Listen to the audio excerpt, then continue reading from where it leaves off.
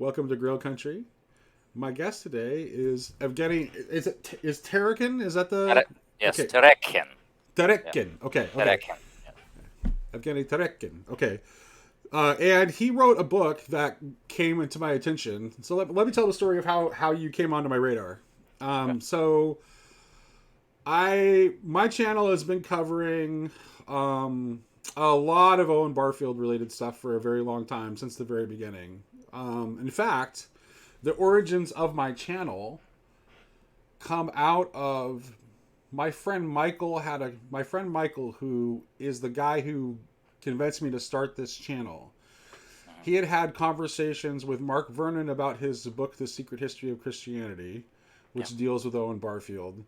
And then he had a conversation with Dr. DeFucia on his book on Owen Barfield. Mhm. And I was actually in the comments section, and Paul Vanderklay ran Michael's conversation with Dr. DeFucia on his channel, and I was on the channel making comments, and Michael thought that my comments were insightful, so he's like, "Hey, do you want to have a conversation?" So and that's how Michael and I met, Mhm. was through a shared interest of Owen Barfield. And there's like Barfield has always been one of the guiding lights of everything that we do over Oh yeah. at Grill Country. So it was kind of through, and it was actually Michael who sent me a copy of the video of you reading chapter 2 of your book, Mhm. Mhm. the chapter on Tom Bombadil. Mhm. And I had for a long time thought about the connection between the character of Tom Bombadil and Barfield's ideas about participation. Yeah. And here it was, this video of this, and you're making exactly the same connection in this chapter in your book. Yeah. And it's like, this is interesting. So Yeah. I and he and a mutual friend of ours actually turned Michael on to it. So Uh, um, I thought what you're doing, what you were doing was super interesting, and I think more people should get exposed to it. So mhm. Okay. I'd Okay. like to have more. I think you have interesting thoughts and really solid insights. And so I brought you on here to talk about like what the insights that you've had, that you Yeah. wrote about in your book, and how you came to them. Looking at the bio that appears on your author's page, it looks like you do a lot of work as a translator. Is that right? Yeah. Yes, that's right. Yeah. I Okay. started in 1993, and I still do that. So. And you do translation mostly from what language to what language? I started from English to Russian, and now I do from Russian to English. Okay. So yeah. Is that how is it work? Is that how you kind of? How is it that you just was your translation work? Is that what brought you into contact with the Inklings? Well, yes and no. Okay. When I became a believer in 1993, I mean, I had some people who started talking about Lewis and Tolkien, and at that time, I didn't know anything about them. And first, I started reading C.S. Lewis's treatises, which was wow, way over my head. And then Chronicles of Narnia, which was easy to get, but and then in 2002, or was it 2001, when the first Lord of the Rings movie came out, and I watched that, and I was like fascinated. I was like, wow, I wonder what the book is about. So I read the book, and so that's pretty much how it all started. And a friend of ours, of myself and my wife's back in Russia, we actually moved to this country, to the U.S. in 2016. Okay. So yeah, and English is my second language. So forgive my if I can't express Your myself. English is excellent. Thank you. Yeah. Anyway, and a friend of ours, she was an American, and she basically introduced us to Owen Barfield, the Silver Trumpet. And Mm-hmm. my Mm-hmm. wife was the first one to read the book, and she was fascinated with it, basically. And then she said, "You should read it." And I read it, and I didn't see much in it, to tell the truth.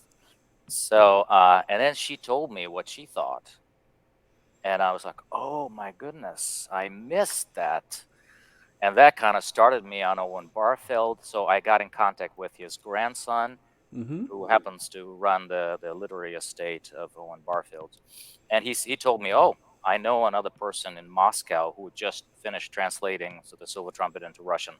And I said, "Oh, I need to get in touch with her because I want to translate it into Russian as well."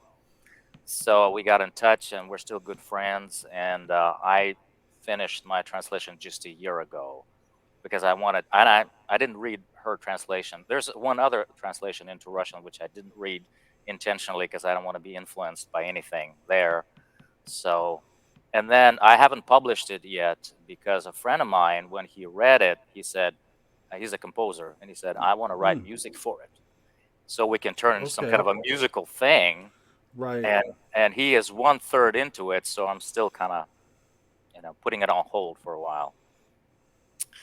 So that's pretty much how I kind of got So into you were it. still when you really got turned on to the Inklings, you were still living in Russia Yes, then. yes, yes. Okay, okay. Now you said that you came to faith in 1993. Like, how did that? Let's. I'd like to hear that story. How Yeah. did that happen? Well, that's an interesting story as well. So I was studying at this university. Uh, I believe it was the third year in the university. So I majored in English and I minored in German. And there was this group of missionaries that came to my hometown, Omsk, in 1993. And they were hiring interpreters. So I thought, wow, that's a good opportunity to get practice my English. So I went there. I spent about a month with them. And after about a month, I figured out that uh, most of the ideas that I heard from them about God or coming from the Bible seemed kind of shallow to me. But what I saw in them, in these people, there was so much love. There was so much, like they were beaming with love. I mean, I just couldn't help it. I mean, I was so drawn to that particular group. And I mean, of course, my conclusion was there's something there that I'm probably missing. There's something uh, beyond this seeming simplicity that I must be missing. So that was kind of an impetus to get baptized and then start, reading the Bible more and learning. And then the Inklings kind of came. The Inklings sort of redeemed the Bible and God for me, because when you start reading C.S. Lewis, you kind of, oh my goodness, this is beyond me. And regardless of how much philosophy you start reading that, and it kind of turns your world upside down. And then Tolkien, and then Barfield, and a few other like Russian. I understand you like some of the Russian philosophers, like what was the one that I yeah, the early 20th century one. Yeah, particularly Bulgakov. In fact, Okay, yeah, yeah. I was actually reading Bulgakov's philosophy of the name. Yes. When I encountered your book, it's like that's what I'm also reading right now. Yes, yes, yes. Well, he actually influenced quite a bit of what I was writing in the book about the name. The book Okay. itself started as a sample writing, because when we came to this country in 2016, I thought of doing writing a PhD thesis on Barfield, and I applied to a couple of places. I wasn't accepted, and so I wrote this piece that I wrote was about probably 30 pages long, and it was mostly about the name, mostly about the sound and the language being the primary reality. Right. And yeah, so, and then probably about 2 years ago, I don't know what really gave me the impetus to turn it into a book. Somebody must have said something, and I thought, wow, I have about 11 chapters worth of material here, so it'll be 11 gems. So I kind of put it, I reworked it. And first, I wrote it in the form of like 11 articles that I put on my some of them on my website, and some of them were not. But then I put them together, and so I said, well, I'll just publish it. So in '93, when you ran into this group of Christians, like were they also Russian, or were they No, foreigners? they were Americans. They were Yes. Americans. Okay. Yeah. And how old were you? Oh, I was 20. You were 20. Okay. So 90. Yeah. Oh, we're close to the same age. I'm a little bit older, but not much. Okay. Yeah. I was born in 73. Yeah. Yeah, I was born in 1971, so like we're 2 years apart. Yeah. Both Gen X. Yes. Yeah. Uh, So what was your religious background like in childhood? Like did you have any religious background at all growing up no, or no, okay. no. My mother is a staunch atheist, militant atheist, I should say. She has two higher educations, and she kind of prides herself on not believing in God. Yeah. And my father, well, he didn't have any religion, I don't think, but he never talked about anything religious either. So yeah, and of course, when I grew up, it was Soviet Union, and religion was kind of outlawed. And but interestingly enough, because of the Orthodox influence in the culture, there was still a lot of God. And if you Mm. happen to know some of Soviet era movies, Mhm. you go there and you see Barfield's final participation in almost all of the masterpieces that are out there, and people it's classics. People watch it again and again. You see that final participation because basically what Orthodoxy did for the Russian culture in general is that it preserved uh, the mysticism that was there in the early Orthodox church fathers, and was still kind of retained throughout centuries in spite of all kinds of factors that influenced it. So, and that's really interesting. And I really like some of those movies up to this day. And when I watch them, I do feel that participation. Do you have a favorite? Oh, good question. Not really. I mean, it's just, well, the one that's really popular is called The Irony of Fate. Mm. Uh, and there's, of course, there's a lot of drinking involved.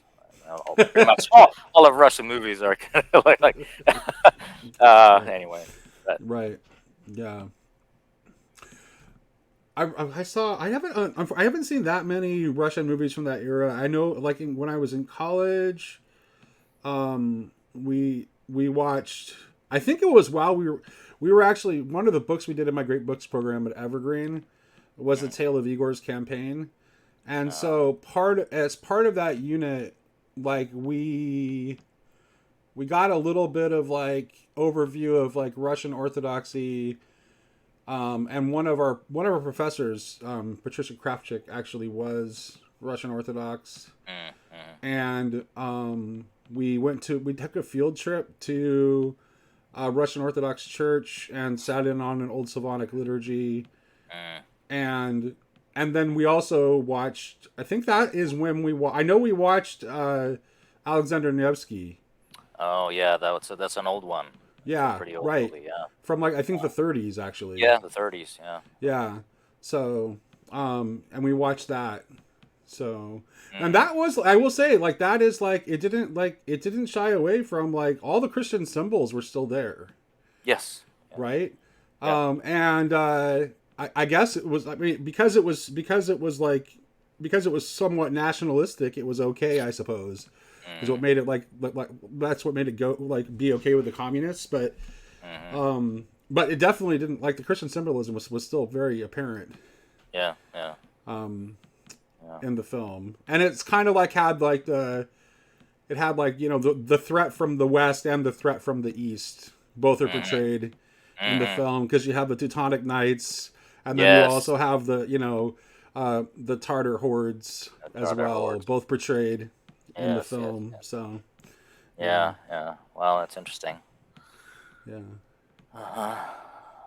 So in '93 you encountered these American evangelicals, and there's just something about, like, even though like you're not impressed with the complexity of No. their theological thinking, No. but there's just something about them that attracts Yes. you. But Yeah. because but you need something, but because you're an intellectual person, you need something more to sink your teeth into, and that's kind of how you discover. Who was the first person that ended up recommending? Oh. It was Lewis you read first, right? Yes, Lewis. Yes, Okay. I believe it was. I just saw some of his writings on the bookshelf of one of the missionaries that came over, and Gotcha. I don't remember which one it was, but I'm sure the Chronicles of Narnia were there. Yeah, some treatises were there because I started reading some of those treatises. Well, Mere Christianity was there, and that's Hmm. the. I think it must have been the first one that I I read Yeah, it's and usually found. the first one that people will like. Oh, you're smart and you have a hard time with faith. Here, let me give you this. Yes, yes, yes, yes, yes. Yeah. But then I actually remember reading The Weight of Glory by C.S. Hmm. Lewis. And that one was big for me because Lewis tends to be kind of he's very rational, how do I say that, if that's the right word. He's just like, he relies on the reason quite a bit, as opposed to Tolkien and Barfield. They're reasonable too, but they rely. I mean, they come from. It seems like they come from a different um, premise, I guess. I don't know how to say that in a different way. But Lewis, I mean, he gives you the arguments that are logical Hmm. for why you should believe this and not believe that. Hmm. But in The Weight of Glory, he sort of changes. I mean, all of a sudden, in The Weight of Glory, especially at the end, he describes the argument from desire, the argument for God's existence that is based on desire. And this argument blew my mind, actually, Hmm. because he says that, well, if people are created for this world, for this earth, I mean, uh, there should be something in this world that should make you infinitely happy. And yet people have tried to get happy just by living this material life on this earth, and they still yearn for something. Right. And every person, I mean, if they're honest with themselves, will have to admit that no matter how much stuff you get, no matter what life you live, there's still this yearning that remains. And sometimes you get glimpses that it gets fulfilled, like all of a sudden, and you don't know where those glimpses come from. And he puts it beautifully. Basically, he says that it's just the scent of a flower that we have never smelled, or something like this. And that just blew my mind. I thought, oh my goodness, it's just so spot on. This is what I have felt growing up. There should be something beyond this, you Yeah, know. maybe all those conversations with Barfield finally getting through to him. Yeah, well, that's what I felt after I read about the Yeah, Great War between yeah, them. yeah, yeah, yeah. Although certainly, I mean, certainly there's a role for the the skill at reason and argumentation that Oh Lewis yes, has for sure. So it was Lewis you read first. Tell me about now. This is interesting. I want to know what it was like encountering the Chronicles of Narnia as an adult, because for me, the Chronicles of Narnia were like yeah, my like the first books I read when I started yeah, reading were the Chronicles of Narnia, and I was mm, read them before I could read. mm, And so, like the Chronicles of Narnia, and also The Hobbit, hmm, uh, and The Lord of the Rings, and George MacDonald's stories, those formed my imagination at a very very young age. mm, So, and then I kind of like I went away from them for a long time, and then kind of like came back. You know, mm, yeah. I never like Barfield was never part of that, because it was mostly like because no one I never encountered the Silver Trumpet or any of Barfield's fiction, because he just wasn't as well known. But I had yeah, like a steady diet of Lewis and Tolkien and mm, MacDonald all in my youth. mm, And I like to me like MacDonald is like you can't really talk about the Inklings without talking about MacDonald, because MacDonald was such a yes, big influence oh yeah, on Lewis and Tolkien in particular. So I think you kind of have to you have to kind of include him in the club as a like a progenitor, yeah, yes, yes, right? So for me, it's like my imagination was shaped by these things very early on, and because I was a child, like I mean, children just sort of have an openness to them, right? So yeah. it's like there's. So how was that? How was it for you encountering those books, particularly the Chronicles of Narnia? I'm thinking about here Yeah. as an adult. Did they seem ridiculous to you, or? Well, good question. I encountered them after I became a believer, and so I read the Bible and the Gospels, and then I was pretty much interested in Russian Orthodoxy as well.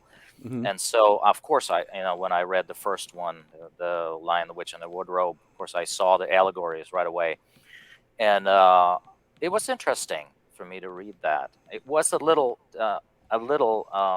again, simplistic in some ways. Mm-hmm. But then when I got to other chronicles where he doesn't well, he still refers to uses allegory quite a bit there, but it's less and less so as you go to the end.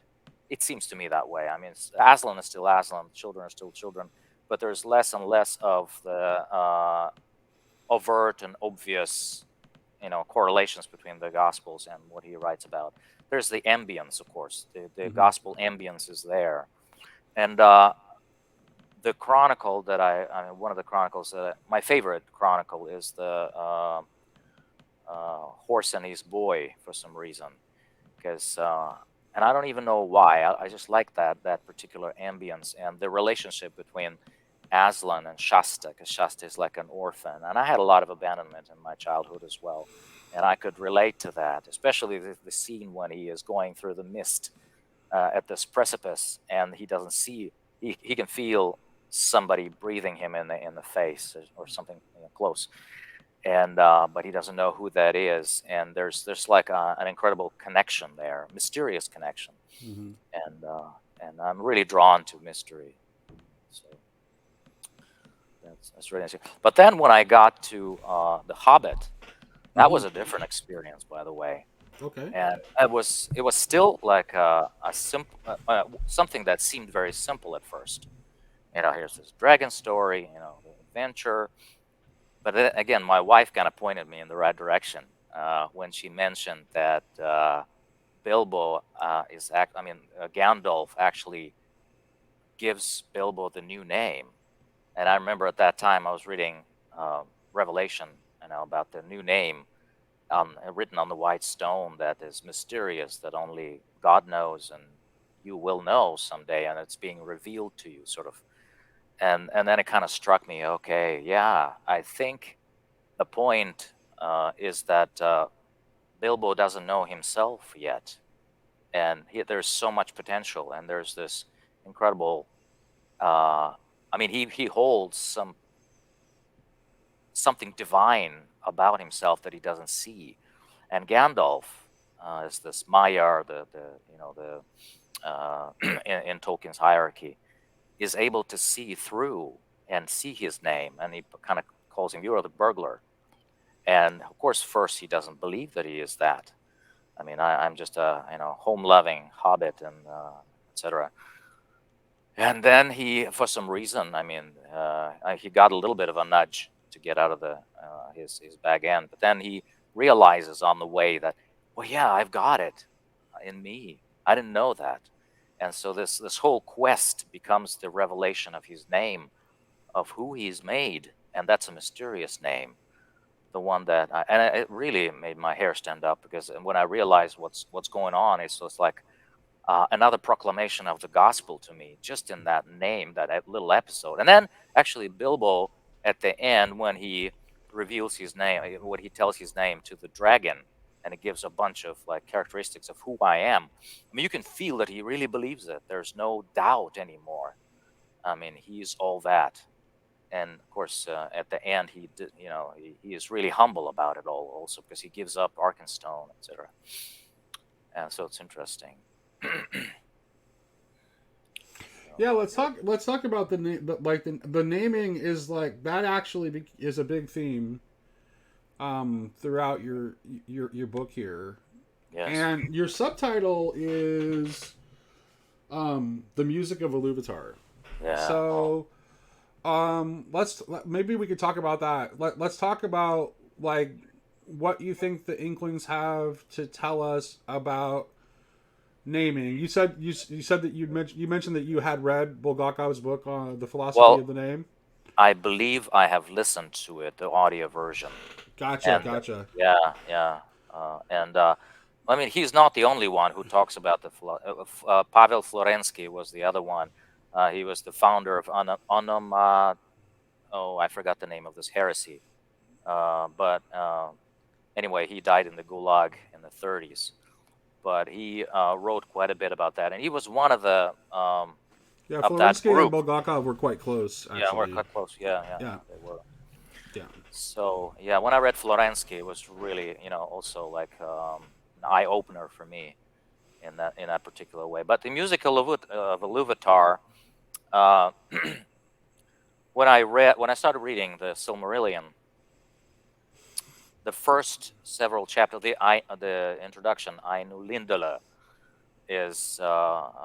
was really really, it clicked with me right away, because I saw the same overarching theme that I saw in Lewis, back in the 90s, and then in Owen Barfield in the beginning of 2000s, and now in the Silmarillion, I see the same thing. There's a sound that transforms you, basically, and the world was first begun in a sound, in a logos, in speaking, basically.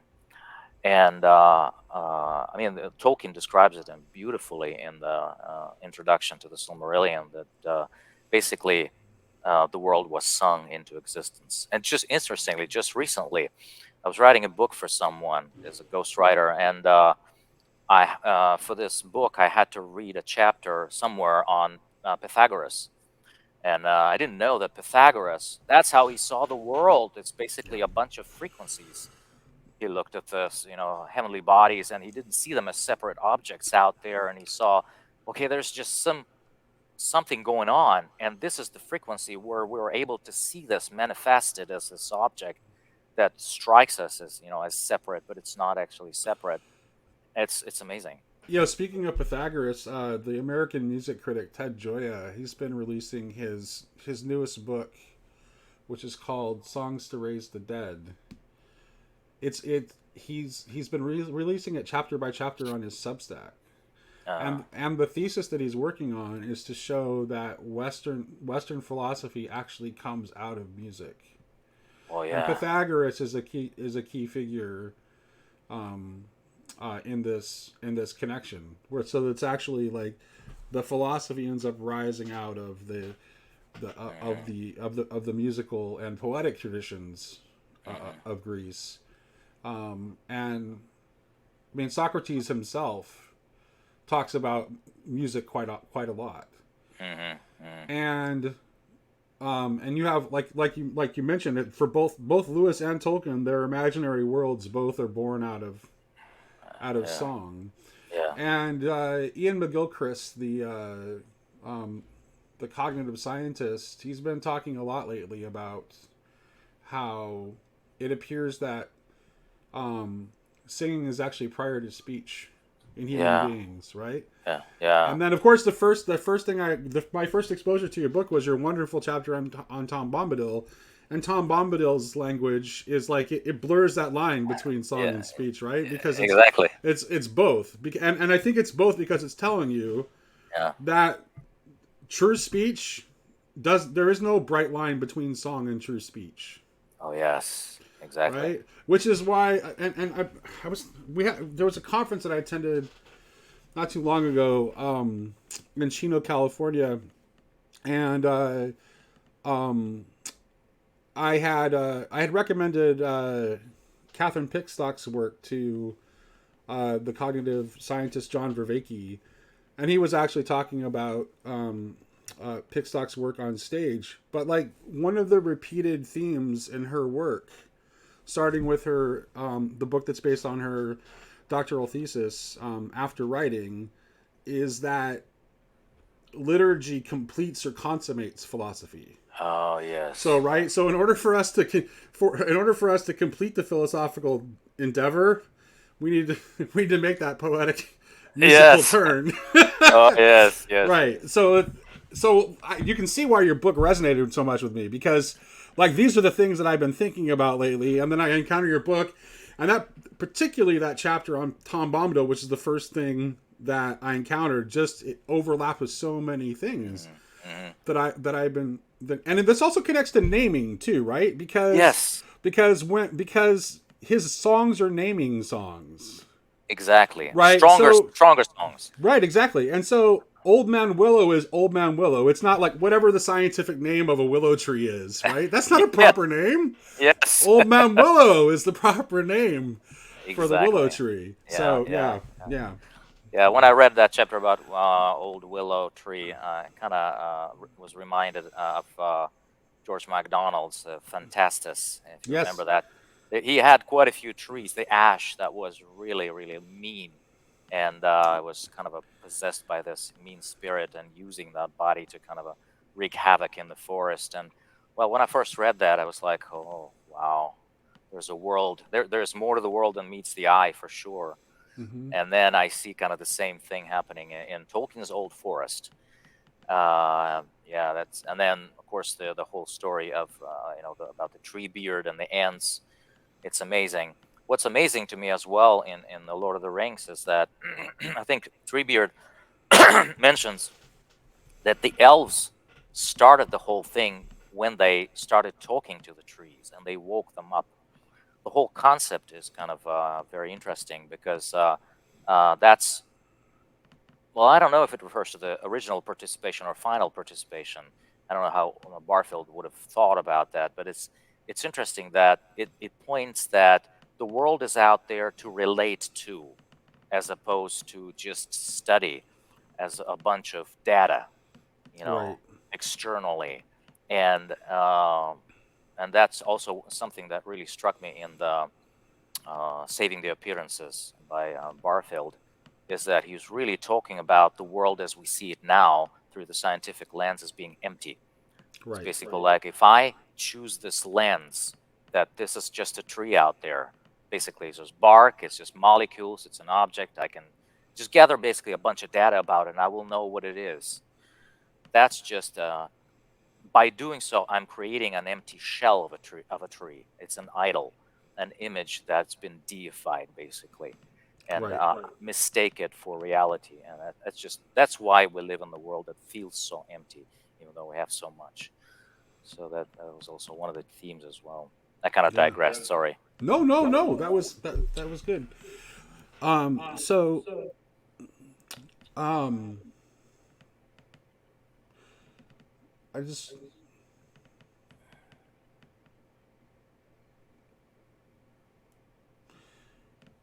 We yeah, talked about okay. the music of Luvatar, and then Yeah, yeah, yeah, so yeah. yeah. And I had a little bit of an echo that was distracting me. So yeah, the it's the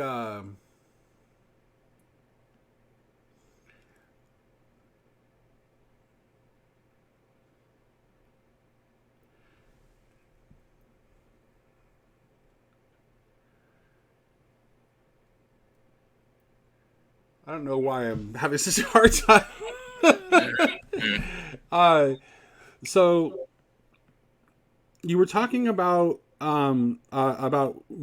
Barfield's idea of what happens to the world in the withdrawal of participation, about how the the world essentially becomes reduced to a world of dead objects. yeah, yeah. So and so I would like to like how precisely do you think, and I want to talk about Tom because I think Tom is a key figure Hmm. in trying to wrap our heads around this. How is the way Tom is relating to the world Hmm. different? Like, how does that illustrate a different kind of consciousness than the kind of consciousness that wants to Yeah. divide and essentially turn the world into a world of dead objects, which become the idols that Barfield Mm-hmm. talks about. Like, Mm-hmm. so what is the like? Clearly, you express on the I think you express on the chapter you relate it to this idea of naming, Mm-hmm. and I think that's right. But what do you think is what is the best way for people to like approach this idea? Yeah, well, that's a good question. And I watched a little bit of your talk. I forgot who that was about Owen Barfield. And you guys actually mentioned poetic imagination as the way to know, the way to know. And do you remember in one of the Chronicles of Narnia? I don't remember which one. Probably the uh, Voyage of the Dawn Treader. I Mm-hmm. think the conversation between Eustace and Aslan. Eustace says, well, in our world, the sun is just a ball of gas. Yes, yes, yes. And Aslan says, whew, even in your world, it's just what it's made of. It's not what Just it what it is. is. Yeah, yeah, yeah, yeah. Right. Yeah. Exactly. Yeah. And that was, oh my goodness, I read that. And it just puts so many, pieces of the puzzles together in my mind. Uh, Remember that chapter in The Lord of the Rings where the company just they've just been in Moria. They lost Gandalf, and so they're grieving.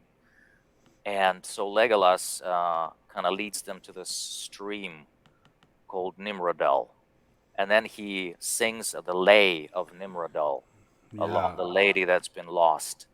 And he says basically, put your feet in that water and wash yourself because you're gonna feel refreshed after that. It's gonna heal, the healing water of Nimrodel. And then he tells, basically sings the lay, where you basically hear the song about this young maiden who was living at the foothills of the Misty Mountains, and she enjoyed her connection with nature and with the song of Iluvatar, and then the greedy dwarfs awoke the Balrogs, and the darkness came out of Moria, and she had to flee. But then she had found some comfort in the love of Amroth, and they through some circumstances, vicissitudes of fate, they were both lost. But the tears, he says, Legolas says, the tears in Iverdell are still there. They're flowing in this river, and these are the tears of healing, basically. And when I read that, I thought, oh yeah, that's just like the gospel, because Jesus was broken so that we can be healed, and so pretty much the same idea. I mean, how would I put this? So Legolas comes to this river and he sees something in this river that's much more than meets the eye. There is some story, there is some narrative, there's the power there, and he names it that way. The river is not just H2O, it's Right. Nimrodel. And so when people come into that river, when the company comes into this river, they really become refreshed, and they really become, that really alleviates their grief, and they're able to go on. Uh, So by naming it that way, Legolas invoked the true nature of what that river was, I think. No, very good. No, very good. No, that's very good. And it's hard. There's a reason why it's hard to articulate, and Yeah. that is become because in some ways, like, the kind of capacity we're talking about is actually, it's not a capacity of the discursive reasoning, That's right. right? That's not how you do it. It's not done through discursive reasoning, so it can become, by its nature, it becomes hard to articulate because it's not that kind of thing. It's actually, it's more related to the idea of what MacDonald calls the imagination, or the way some Orthodox theologians will talk about the nous.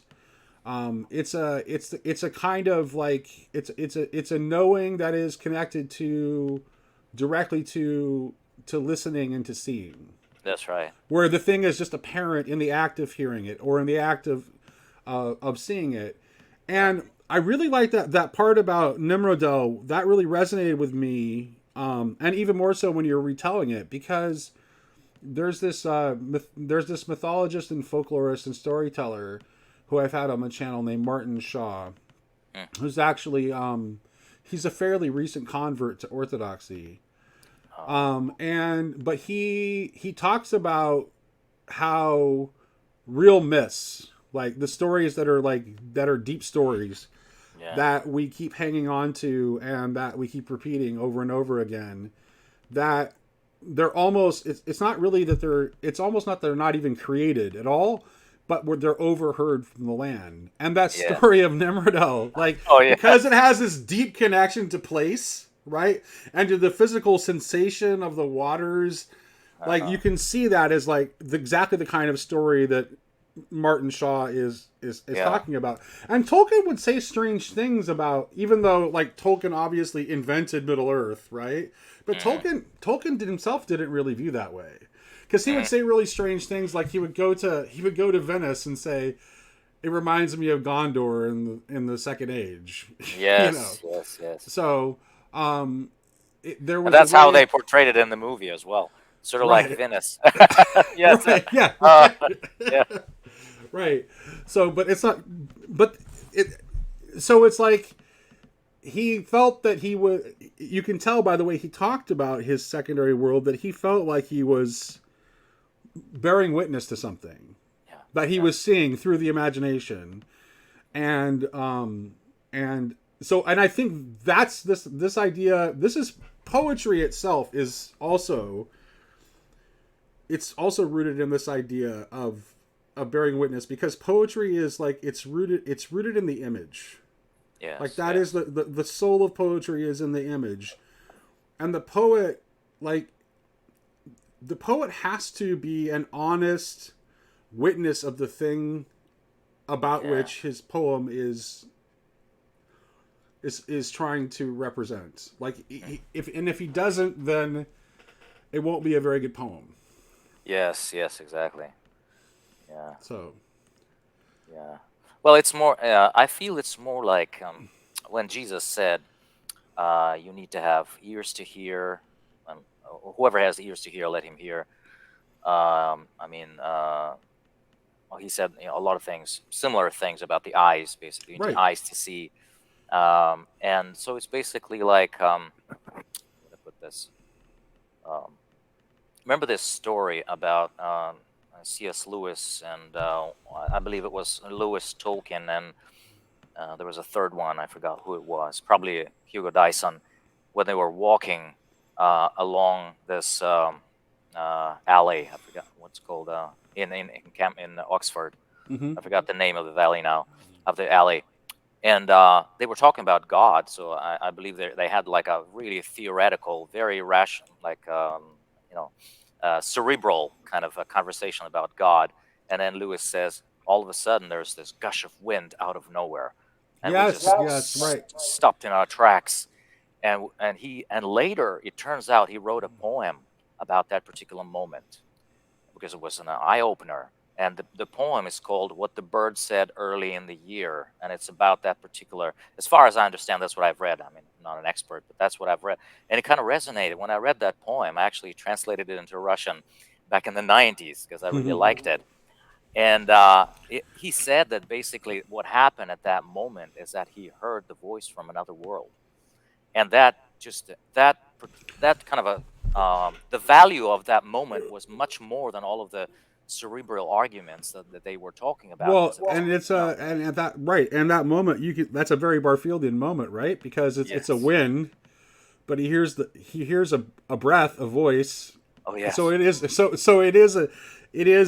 that quality of like breath, spirit, wind, like Barfield points out. Is actually the valences of the word pneuma in Greek and ruach in Hebrew. Yes. But it's all three. It's at the same time.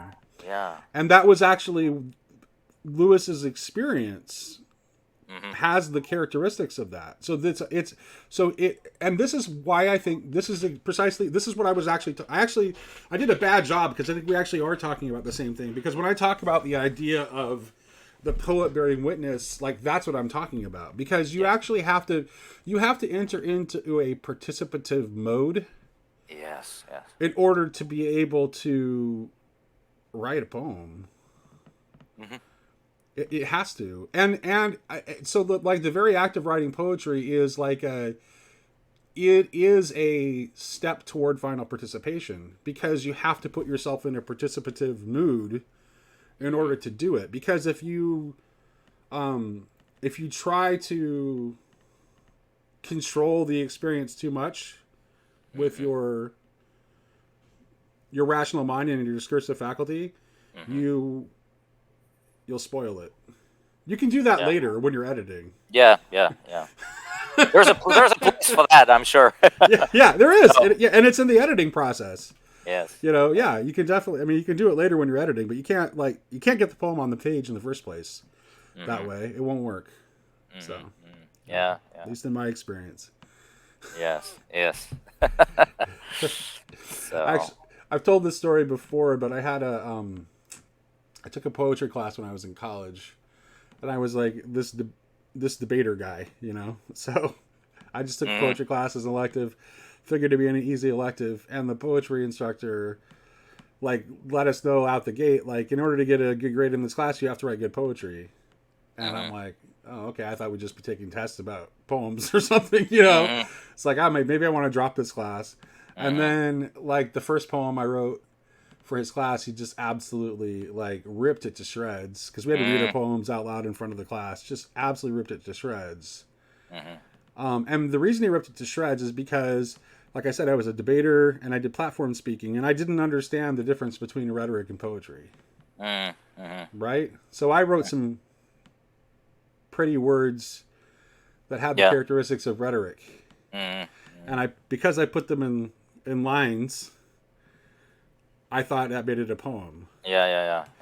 And so he's the one who like he told that he's after class I talked to him, and he's like, I hope you don't drop my class. Mm-hmm. I hope you stick with it. And like he gave me this like advice that like, look, like poetry is rooted in the image. Like that's what's wrong with what you're doing, and that kind of clicked for me. And then I started to write much better poetry. I ended up getting an A out of the class, and I've been writing poetry ever since. So, Yeah, that's yeah. interesting. Yeah. Is it online? Can I read it somewhere? Oh, my poetry? Yeah.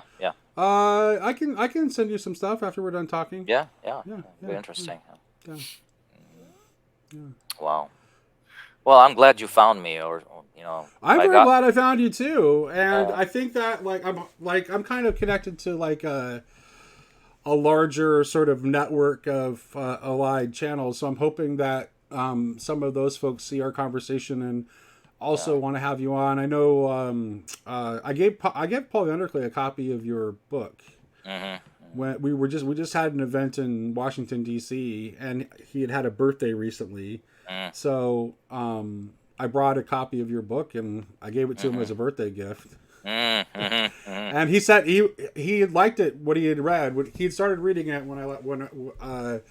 while he was there, and he liked what he had seen so far. And Mm-hmm. yeah, I really think so. I think what do you think? What do you think is responsible for you being able to have like good insights into these works? Like because like me, it's like you're not an academic, right? No, You no, thought about pursuing an academic path, but you didn't no. for whatever reasons.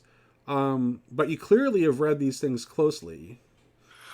Well, Do you yes. think the translation work helps you in terms of like being able to be a thoughtful, careful reader?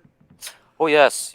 Well, I studied linguistics in university, and that really helps quite a bit.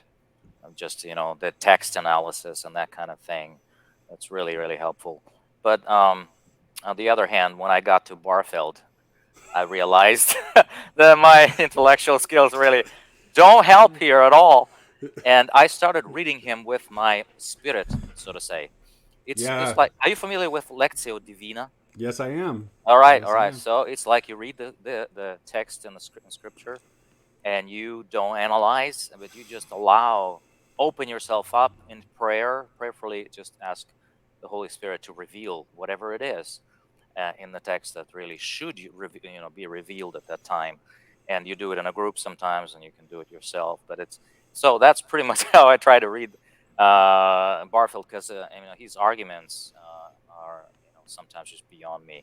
But what's interesting is that when you find that key to Barfeld, it opens up pretty much everything. Yep. And I believe That's why I keep going back to him in this yeah. as I explored various things in my channel. It's like I never get away from Barfield. Like I always return to him. Where did you start with Barfield? Silver Trumpet and a fairy Okay. tale. So you Yeah. started with So you started with fiction. Yes, fiction. Okay. But I didn't realize that after I have read the Saving the Appearances, I Mm-hmm. didn't realize that he was actually able to express the whole thing in the Silver Trumpet in 1925 beautifully Yeah. in the form of a myth. He Yeah. pretty much fleshed out the whole Yeah. He does. philosophy, and it's all there, and it's amazing. If you get a chance to catch it, there is a wonderful lecture by the poet I think poets get Barfield. I think poets can understand Barfield more readily than Yes, yes. the rest of us. And Uh-huh. there's an English poet, Kathleen Rain, who has a wonderful lecture called "The House of Nature" Oh. that pretty much contains like the primary Barfieldian insights, like reduced into this like really like I think it's about a 50-minute long lecture where she just like gets it all. I don't know if you've read Susanna Clark's novel No. Piranesi, No. but also like very much like Mm. she's doing she's giving you Barfield in Oh, okay. in fiction Yes. in a very effective way. She Yeah. also wrote her other novel is Jonathan Strange and Mr. Norrell. Uh-huh. Uh-huh. So, which I have Yeah. not read. Yeah. I'll look I into have it. not read. That's a tome. That's a Yes. very long Yes. book. Okay. Okay. Okay. Yeah. But Yeah. it happens to be my baby sister's favorite novel, though. Yeah. Oh, wow. So yeah, Yeah. I'll look into yeah, it. Yeah. yeah.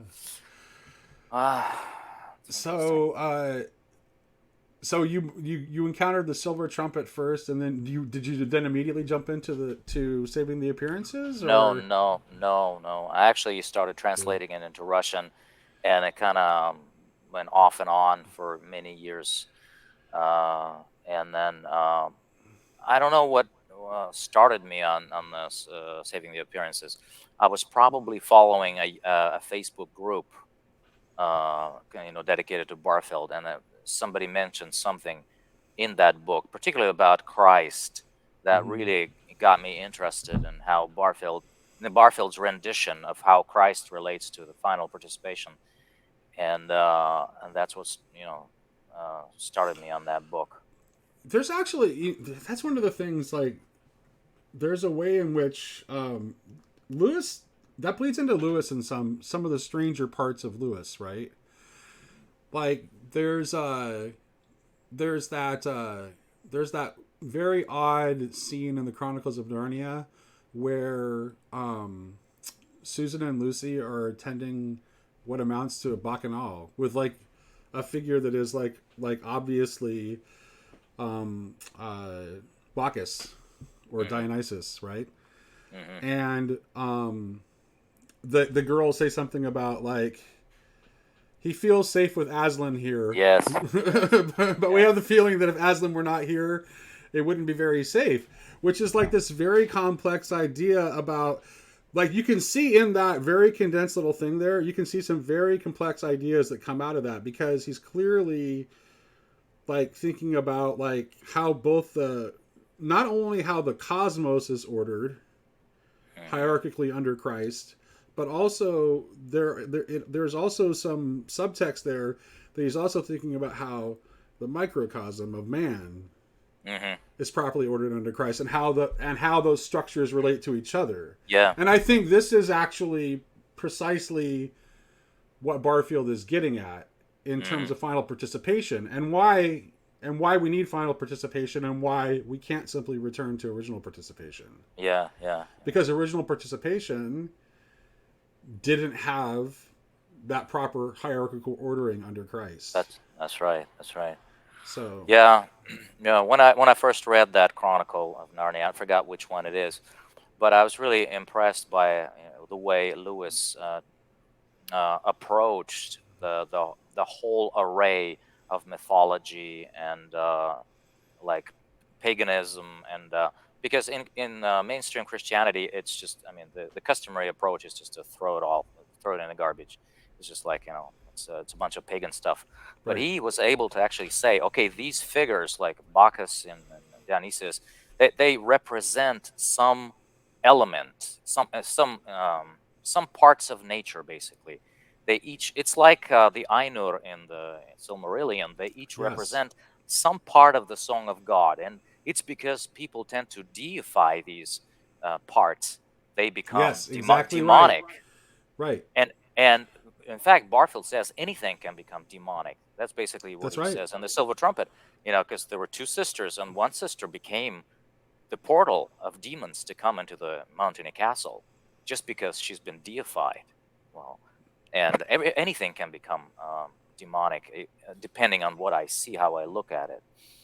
And so, yeah, that scene when Lucy says, "Well, this guy looks kind of scary. And Aslan said, "Well, without me, he would have devoured you," or something like Yeah, this. right, exactly. Oh, I was like, yes, yes. The world without Christ will devour you because it will become demonic. You know, that's interesting. Right. Yeah. Uh, Yeah, that's precise. We actually, I had a conversation recently with a friend of mine who's he's in the military, and he does like counseling work. He does like counseling type of work with soldiers, and he does, so he's always thinking about like stuff related to cognitive science and mental health stuff that as it relates to soldiers. And he was talking about the experience of soldiers entering berserker state, right? So this is like, I mean, one way to think about this is like this is possession by the spirit of Mars. Like that's what it oh, is, right?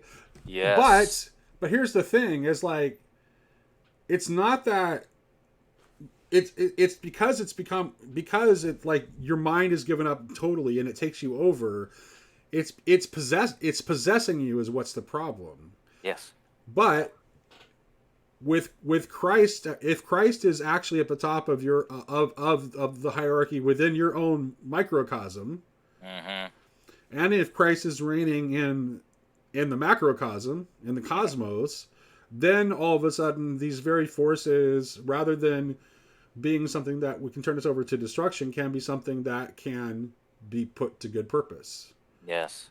which is precisely what you see in that very weird little Yeah. scene Uh-huh. Yeah, in the that's Chronicles of Narnia. yeah, that's profound. Yes. That's So, amazing. Yeah. well, I think your book is very profound. Thank you. I think you have a lot of really good insights. I hope to get more eyes on your book and to get more people buying your book. Thank you. Thank you so much. Yes. Is there anything else you would like to say about the book before we wrap up Uh, here? that's a good question. I had some feedback from some people, especially about the last three chapters on Barfield. It's really, I mean, the last three chapters are dense with Barfield, and Yes. I tried to make it as readable as possible. But maybe I mean, I didn't do a good job of, um, you know, I mean, it's not easy to put Barfield in simple I terms. thought your book was highly accessible, Okay. Okay. and I've read a lot of Barfield though, so I might not be a fair judge of that. Hmm. But I thought that you put I think I thought you did a very good job of putting things in very imagetic and approachable language. Okay. Okay. I Yeah, I'm glad really to hear that. did. Yeah, and I actually wrote it when I wrote my review. I actually respond. I saw that same review. Oh, okay. Okay. I wrote a response to that review. And I'm like, no, I don't think so. Yeah. Yeah. Yeah, I Yeah. did. I did. I don't think that. I thought your book was. That's one of the reasons I wanted to put it on blast is because I think it is a very relatable, accessible book Hmm. Hmm. that shows someone's like careful thinking and engagement with these Hmm. authors that so many of us find so valuable. And that Hmm. because of that thoughtful and careful engagement, there's a lot of insights. And I think that, and those insights like come through in a way that I think they're not overburdened with a lot of academic jargon or anything like that. Yeah. Yeah. Yeah. And I think it comes through very clearly. And Yeah.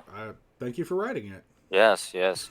It was. I mean, the whole process of writing was for me the final participation. Basically, I mean, I Yeah. wanted it to be that way. I don't know if I've succeeded, but I just wanted to really express. I mean, I've been touched by, I believe, by God, by the music of Iluvatar, and I just wanted to be not just about these things, but basically so that these things would come out, Yeah. because that's the fun of it, because that makes everything alive. To bear witness to them. Yeah, yeah, yeah. Right? So Yeah. Yeah. So absolutely. Well, thank you, Evgeny. thank you, Nate. Yeah. I've enjoyed So this conversation. uh, I hope we get to talk again. Actually, absolutely, do yeah. you have more books on the horizon? Yes, I'm actually putting together another book, which is going to be primarily on the Silmarillion. I'm making Oh, my way through, but usually I forget my ideas unless I write them down. So when something strikes me, I try to write it down and then turn it into some sort of article. So it's going to be basically it's going to be like a spiritual journey, a spiritual walk through the Silmarillion. Oh, wonderful! Just some sights, some insights about that. So Looking forward to seeing that. yeah, Do you know of Richard Rowland by chance? no, I don't. Okay. Richard Rowland is he's an American Eastern Orthodox convert who Hmm. also has a Tolkien podcast Oh, okay. called Amon Sul that's on Ancient Faith Radio. Yeah, I'll Yeah. check it out. And I just like one of the things I kept thinking about as I was reading your book is like I would really like to get you and Richard together because I think that you could have a very interesting conversation. Oh yeah, I'd love to. Yeah. Yep. Yeah. All right. Well, I'm gonna stay in touch, and I'm gonna try to get you and I'm gonna try to get you on more podcasts. And Sure. I'm gonna try to get your book more exposure because I think you've done something that's deserves more attention. Thank you so And much. Yeah. thank you for writing it. Really? And Yes. thank you for being my guest today, Evgeny. Thank you. I really enjoyed it. Yes. Look forward to seeing you again. Yes. Hmm.